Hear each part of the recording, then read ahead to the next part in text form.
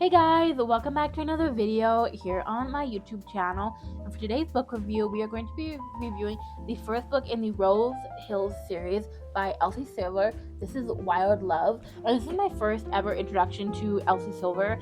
And I got the series confused with the Chestnut Spring series, in which one I thought was Cowboy Romance.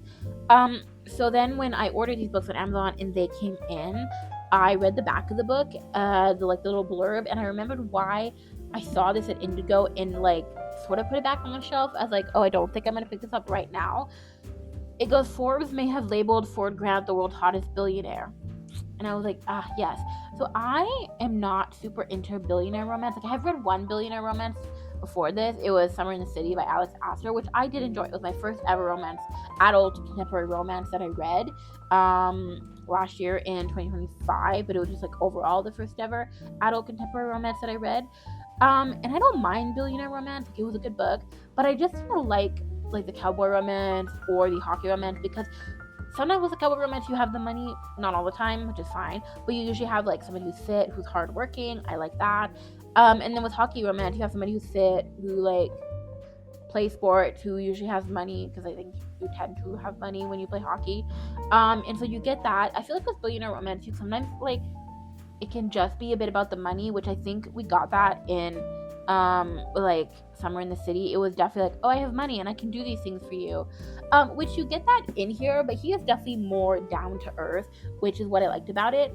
So I gave this one 5 stars because I really did enjoy it a lot, and I'm already 2 chapters into, I know I'm not very far in, but I'm only 2 or 3 chapters in to the second book in the series, which I think I'm really going to enjoy. So some of the major tropes in this one is forced proximity, because you have the small town romance. Obviously, like I mentioned, billionaire romance. You also have them kind of reconnecting after 10 years being apart, and they are also childhood best friends, or they call each other frenemies at first, because they sort of throw jabs at one another and they think they hate each other, but they realize later on that maybe subconsciously they just always had feelings for one another, and it just came out in this really rude way. But I thought the story was really, really great. Also, one thing I so loved is sometimes when you read romance stories, because this is important to what I'm going to say next. It's also sorry, it's getting an itch in my throat. Also, this one has best friend's sister. So it follows Ford Grant, and then Rosie Belmont, and then Weston Belmont is Ford Grant's best friend, and then is Rosie's older brother, and so that's where you have the best friend sister.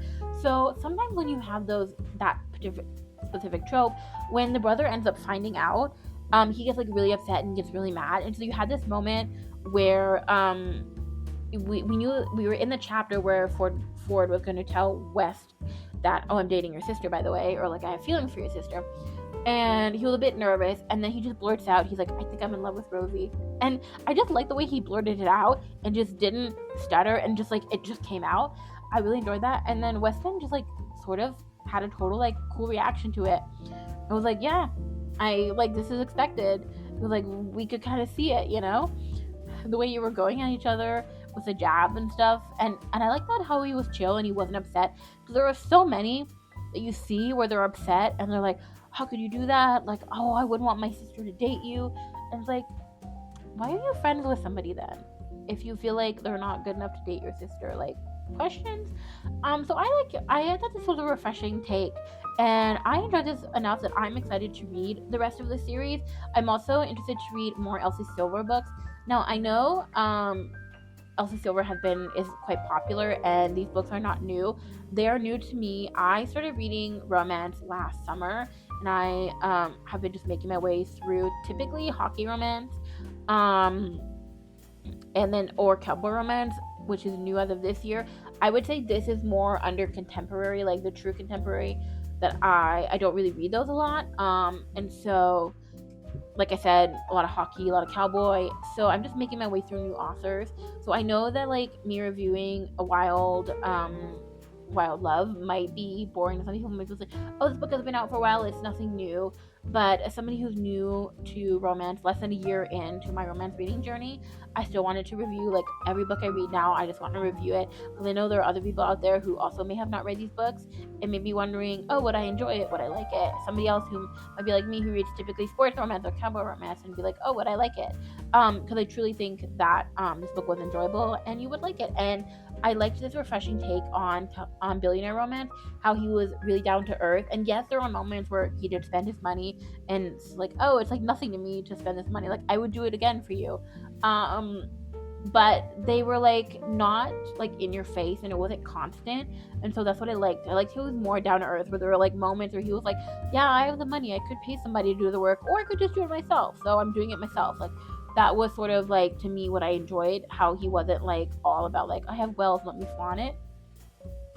And so that was really enjoyable about this book. So again, 5 stars, thoroughly enjoyed it.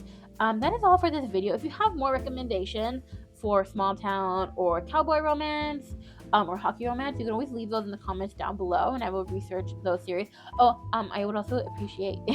I don't know why I'm saying this way.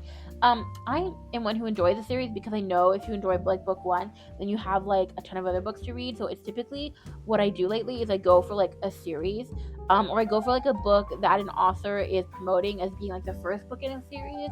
I do not have a problem reading standalones. I just think I've somehow gravitated towards series. I think it tends to be that way, especially in hockey romance. It tends to lead towards series, and then cowboy romance. But yeah, if you have standalones that you've enjoyed, you can also recommend those. But series, don't be afraid to recommend me a series. I will research it and I will look into it. So you can hit the subscribe button and the notification bell so you never miss another brand new video from me. You can also follow me at RomanceBLVD on Instagram and Thread. That means Romance Boulevard, and at Romance Boulevard, fully spelled out, on TikTok. That is all. Bye.